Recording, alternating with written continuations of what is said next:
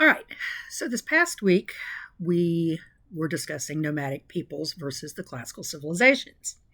But to be fair, we can talk about nomadic peoples literally from the beginning of the course all the way up to the end of the course, because this competition between settled peoples and nomadic peoples is pervasive and ongoing.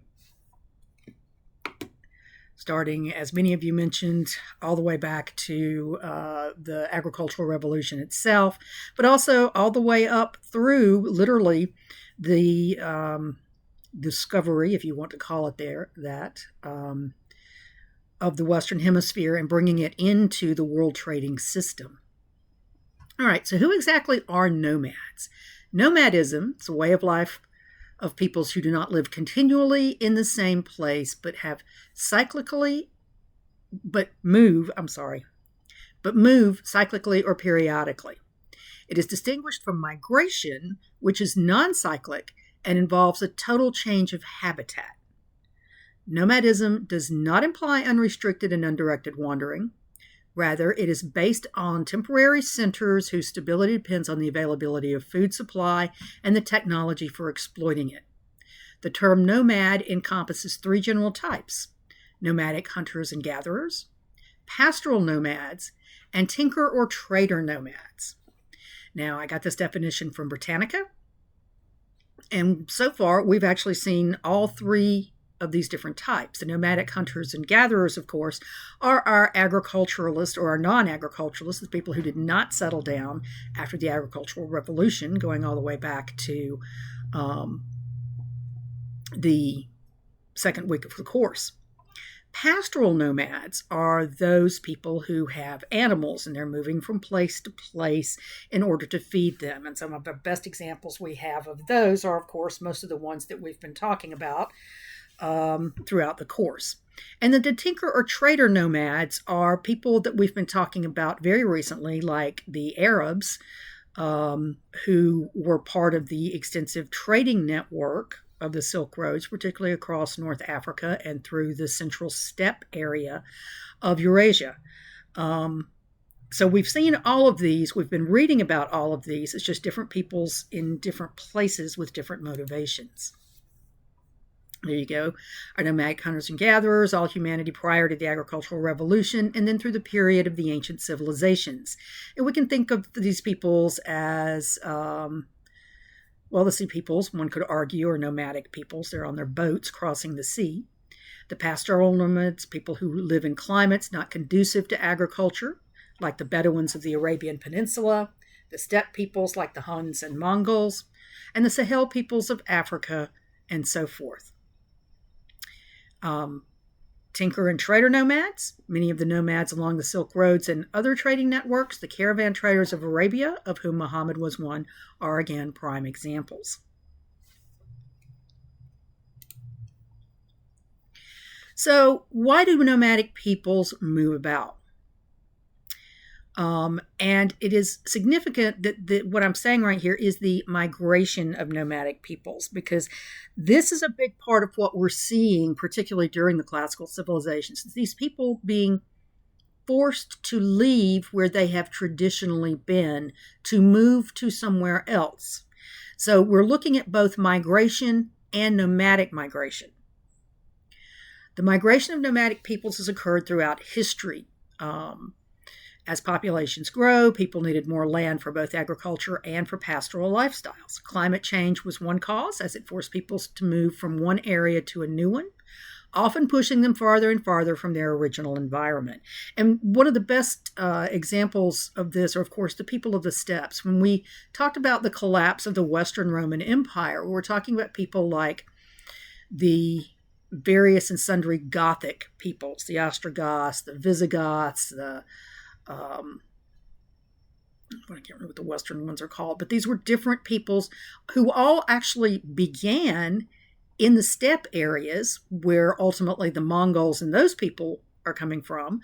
But they were expanding and they were coming up against growing civilizations like the Persians, and thus were routed around and into other areas, which is how they end up literally in Western Europe is being forced away from the steppes and having to move forward and on. And these are the peoples that end up helping to lead to the collapse of the Western Roman Empire as they come up upon the Roman territories themselves and threaten them because they need the land. Opportunity is another cause. The option to live better is always attractive people, individuals, and in groups. The clash between settled peoples and nomadic peoples is as old as the agricultural revolution, as we discussed, as the nomadic peoples often want the resources and safety provided by settled lifestyle. This interesting paradox is the heart of the conflicts and consequences, the building of empires by nomadic peoples, particularly during the classical era and after. The consequence of these encounters is often the collapse of civilizations, or, in this case, the peoples who write the history. Their bias is, of course, against the invaders, and that's part of where we run into the problem here, is that, as I tried to point out in the discussions, quite often the records we have are based on the writings of the settled peoples, because they're the ones who had more time to develop their writing, right? Many nomadic peoples didn't leave records at all. Instead, what we know of them, we know because of their encounters with settled peoples who could write about them, and quite often these were in negative terms. Migrations have been studied under a nation-state paradigm, as in this is a reasonably new construction. As immigrants, people leaving, and immigrants, people going into, although these are the same men and women viewed under different constraining ideology of national identities from opposing viewpoints. Many early peoples' migrations, the Mongols, the Huns, the Vikings, etc., were conceived of as destructive. Moving peoples were considered threatening by many resident peoples and administrators who made settlement the norm, or who accepted that settling down was the way you were supposed to live. Most older research employed an interest-driven color of skin hierarchy to buttress the dominance of colonizer migrants of the white races over colored races, as if white is no color. Since the 1970s, the late 19th century, scientific racism has been critiqued by whiteness studies and subaltern studies, and race has been recognized as a social construction.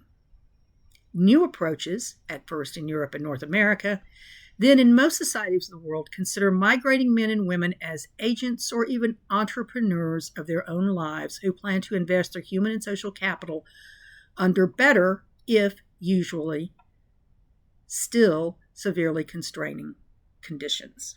So basically what that's saying is that it depends a lot on who is the person migrating. If you are thinking about the migration of Western Europeans into the Western Hemisphere, that was seen by many as a good thing because they were coming in and taking over. If you are, though, looking at, say, the Huns or the Mongols or people who were not from Western Europe moving into Western Europe, that was seen as a bad thing. Again, it's all in who's doing the writing. As history is written by the winners, in this case, wealthy and elite men in most settled societies, the idea we have of migrating peoples is that they are a threat to settled societies and therefore usually seen as bad. Even today, the migrations of people out of Syria and other countries where there is war or extreme poverty, or where the government is actively trying to kill them, such as the Rohingya in Myanmar, the Uyghurs in China, the Kurds in various parts of the Middle East, this is seen as threatening to the societies into which they are trying to move. In the past, nomadic migrating peoples were often tied to the collapse of civilizations, which settled peoples, those who were still living in the areas that had been part of that empire, saw as destructive and threatening. And this is a big part, again, of why many of the primary sources we have talk about peoples like the Huns, the Mongols, the Seljuk Turks, the Mamluks, many of these peoples as being bad. It takes generations for the invaders to be accepted by the remaining settled peoples, and even then, it is because the two groups have had to live together to create new civilizations, or as we call them, creolized civilizations, societies in which they've created a new and different culture because of the merging of earlier cultures, such again as the settled people and the migrating people. So here is a map, and I do love some maps in case y'all haven't heard that. This is of the late Bronze Age collapse, which was approximately 1200 to 1150 before the Common Era. This goes all the way back into our ancient civilizations. And a lot of what we're seeing here is the same thing. It's land migrations, water migrations, the sea peoples. These are peoples who left the areas in which they originated, we believe at present, because of climate change. The areas where they had lived were no longer agriculturally productive for them, so they had to seek out new places to live. And this is where they end up literally creating what is known as the Bronze Age collapse, the collapse of a number of different societies that were part of the ancient world. And again, these places also were susceptible to the invasions because they also were having resource problems due to climate change. The Sea Peoples were a confederacy of naval raiders who harried the coastal towns and cities of the Mediterranean region. They concentrated much of their efforts on Egypt, but they are also considered one of the major contributing causes to the collective Bronze Age collapse of many of the other societies. We know little about them specifically. They didn't leave records, but instead they are named by many different names, depending on which civilization they were coming for, whether it was the Hittite Empire, ancient Egypt, parts of Greece, and even what we recognize today as Italy, all these areas along the Mediterranean, these people appear to have come into contact with, and they all seem to have different names in any of these civilizations.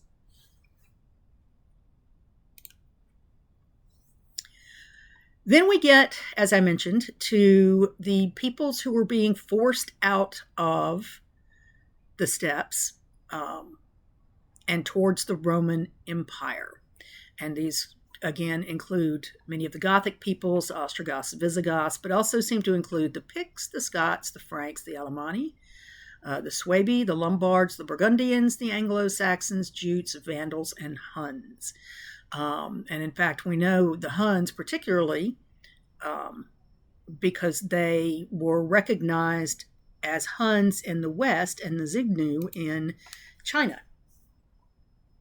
So starting in around the 100s BCE, the Huns, who were basically known as horse and sheep breeding nomads in the steppes of Central Asia east of the Ural Mountains, pushed westward, where they either conquered or intimidated different groups of Germanic peoples who fled from them, and thus pushing those groups of nomadic peoples further to the west as well. Some were accepted into the Roman Empire, but eventually both Hunnish and Germanic peoples overcame the defenses of the Romans, poured into the western half of the Roman Empire, and eventually ended the western line of emperors, an event remembered as the fall of Rome in 476 Common Era. They will then go on to settle down throughout the various areas of Western Europe, where they will merge with the Romans who still lived there, because those peoples couldn't necessarily leave just because the Roman army did, and would create creolized societies that we come to know eventually as the various kingdoms of Western Europe. And they create, their different languages. We call French and Italian and English Romance languages because they are based in Latin, but they are all different depending upon which Germanic people settled among them, and what kind of language they adapted from the merging of the two.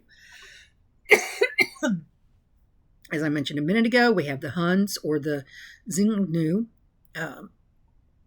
in North India, and then later through the Kushan Empire and China.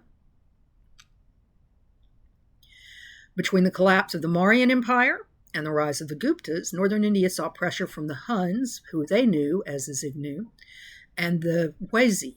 The Wezi became known as the Kushans, and under Kanishka, they created the Kushan Empire, which would be what takes control of India. The Xingnu themselves, though, will move on into China, where they were into an area above China, where they will create their own kingdom. They came into existence at about the same time the Han Dynasty took control of China, which would be when we think of the beginnings of the Silk Road and the trade that literally moved goods from China all the way to Western Europe.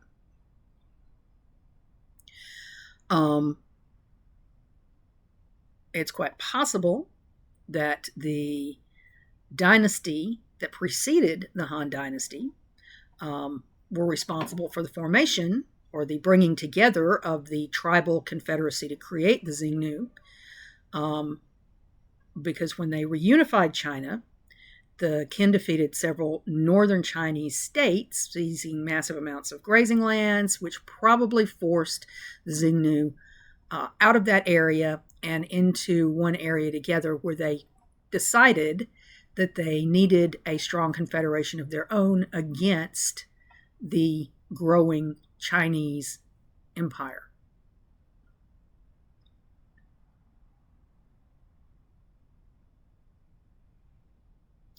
The Han would go on, and I like this. This is a really good word, Sinicize. And what that basically means is to make Chinese. The Han and subsequent dynasties would go on to attempt to bring the Xingnu into China and to make them more like the Chinese people through trade, marriage, and the payment of great gifts of tribute if they would promise not to invade China. Then we get to Islam, which one of the reasons why I bring this up now is because as we're doing Islam, it is important to understand that the spread of the religion itself and the culture that develops from it would not have been the same had it been anybody but the Arabs, because the Arabs were already pastoral nomads, and Islam adapts to that. It is monotheistic, but it's also building on a lot of the polytheism of Arabia at the point in time that Muhammad took control. And it is significant to understand that one of the things about Islam is that it literally starts out as the bonding religion of the nomadic peoples themselves. The Mongols, which we're getting to very soon, the Mongols did not try to convert anyone to their religion because they believed that you could not worship their deities if you weren't a Mongol. That literally their deities were tied to the land that they considered Mongolia. In many respects, early Islam was the same. They didn't force people to convert to Islam because the very definition of Islam is submission. It's submission to the will of God, which means it can't be forced upon you. You have to accept it. So it was more initially of a bonding thing for the Arab soldiers who were going out on these territorial expansions. The first wave of Islam starts under Muhammad and led to the creation of the Rashidun Caliphate, or the first one. And this is where we get Muhammad and the rightly guided caliphs, the very first leaders of Islam.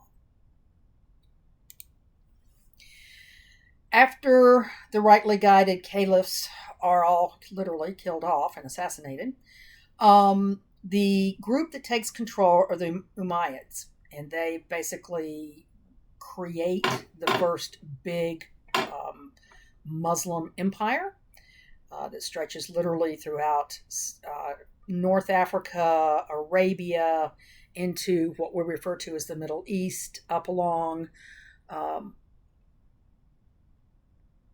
eventually into the Byzantine Empire. The Ottomans will eventually take control of that, and then on around. So these are the different waves of conquest that they go through. The rise of the Umayyads leads to the split in the religion itself, because one of the, in fact, the last of the rightly guided caliphs who was assassinated was Ali. And the followers of Ali believed that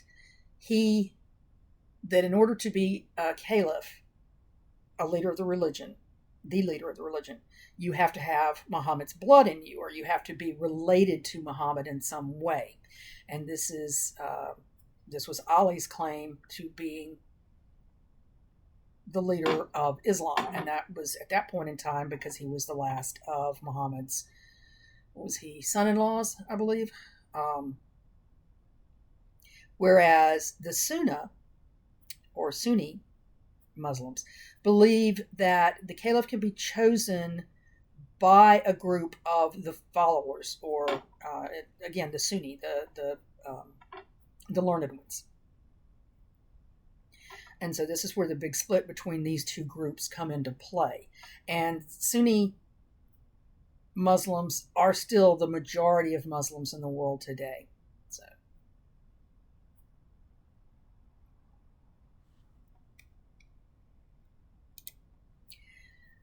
the Umayyad dynasty gives way to the Abbasids. And the Abbasids, by the time we get to the Abbasids, their big thing was the shifting of the center of the Muslim empire from Arabia to Iran, basically what we recognize as Iran. They moved the capital to Baghdad.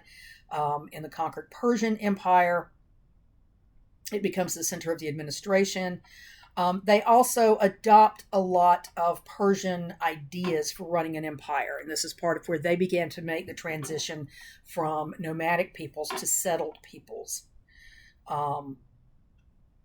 In the later 1800s, the Abbasid government encountered the problem of overuse of land, which is going to lead to a decline of standard of living for the people, and thus making them susceptible by the late 900s and the early 1000s to the Turks, who would come in another and the last wave of nomadic peoples to convert to Islam and to use it as a mechanism for gaining more territory.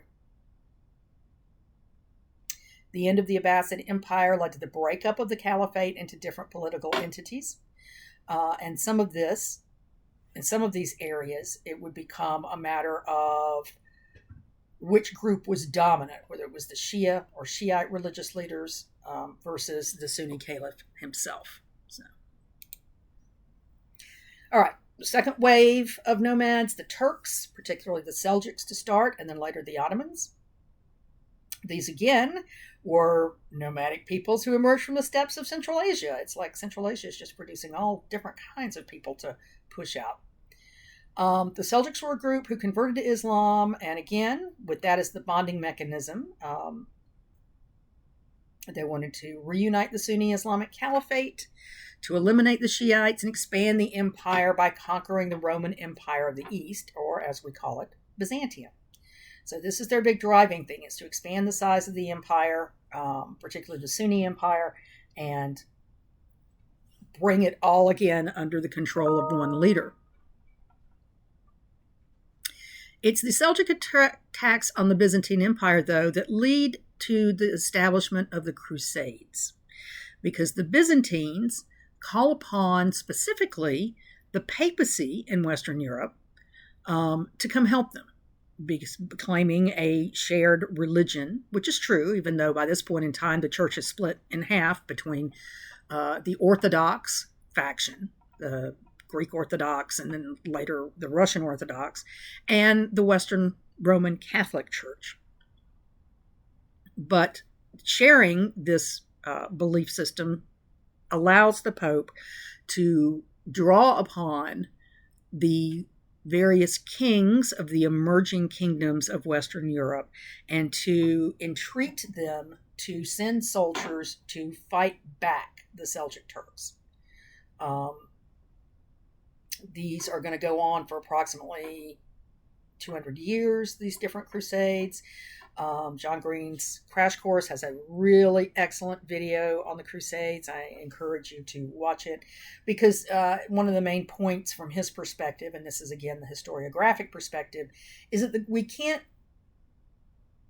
there's a lot to criticize about the Crusades. But one of the things you can't criticize is the fact that many of the people who went did seriously believe in what they were going to do, that they were going to fight for their God and for the goodness of humanity as a whole. And again, while there are many bad things that can be said, certainly about the corruption of the people often leading these crusades, often the corruption of the Catholic Church itself, the common people believed in what they were doing and believed that it was something that they needed to do. The Mamluks, who were Turkish military slaves who took control of Egypt and Syria and took it away from the Fatimids, rose to prominence as the Seljuks declined. And they're going to basically make up the next wave of leadership of the Turkic peoples. Their big claim to fame is that they did stop the initial Mongol drive westward. Eventually, though, the Mongols, many of them, would also convert to Islam and then become yet another group of Islamic expansionists as well. There you go. The nomadic Mongols would control the former Persian Empire, modern-day Iran and Iraq, and eventually, because of that control, they would convert to Islam, settle down, if you will, to control their empire and adopt Persian language and customs as the Ilkhanids. They actually will create 4 major empires that will span Central Asia all the way to the Pacific. The Yuan dynasty in China is actually a Mongol dynasty that controlled for about 100 years. There's the Golden Horde, which controlled much of what we recognize today as Russia. The Ilkhanids that controlled, again, Persia and, well, what was Persia. And then there's a fourth group. Who's the fourth group? They control, they control an area outside of China, but not as far north as the Golden Horde. So they do create 4 very large empires that are successful until the Black Death. So here's the expansion of the Islamic world. As you can see, you get the Sultanate of Delhi, which then later will give way to the Mughal Empire.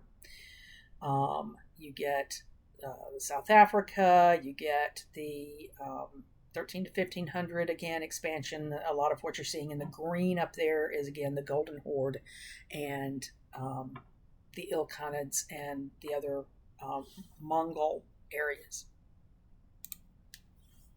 The third wave of Islamic expansion occurs under the Ottoman Turks, another group that converts to Islam and then reaches out to conquer. And they're going to take huge chunks of North Africa, the Red Sea areas, all along Arabia, and even into the Middle Eastern area, the Byzantine Empire, etc. In fact, they're the ones who ultimately, in 1453, end up defeating and ending the Byzantine Empire. By 1683, they controlled either directly or by proxy most of the Mediterranean world and Middle East, making them a major player as we go into the globalization of the world. All of these nomadic peoples, though successful in their conquests, eventually assimilate with the settled peoples they control. either through marriage, religious conversion, trade, whatever. They acquire wealth and with it trade and power, and it turns them away from pastoralism and into often being bureaucrats. They become the winners, controlling the histories that are written about them while they rule. When we think of them today, we think of them when they were still conquering, because these are the horror stories we hear. We don't tend to think of them as much once they are administrators. Then we're calling them something else. Again, as an example, we don't say the Mongol hordes who conquered China. We talk about the Yuan dynasty, which was a specific dynasty in China that ruled for a couple of hundred years. They assimilate into Chinese society and Chinese custom. They even adopt the Chinese language. All right, and then there's your works cited for this. I did use one of my favorite textbooks, the von Sivers et al. Patterns of World History, but also, of course, Britannica, Migrations from the Oxford Handbook of World History, Joshua Mark from the World History Encyclopedia, etc. All right, so I encourage you to think about this, and we'll continue to be discussing nomadic peoples. We've got, Timur coming up, another leader of a Mongol nomadic people that takes control and builds an empire along North India and into parts of China. So yeah, there's much fun to be had with the Mongols and the issue of who writes the history and what that says about how we view people. All right, if you have questions, email me or ask me in class. Otherwise, go on and get started with the readings for this coming week.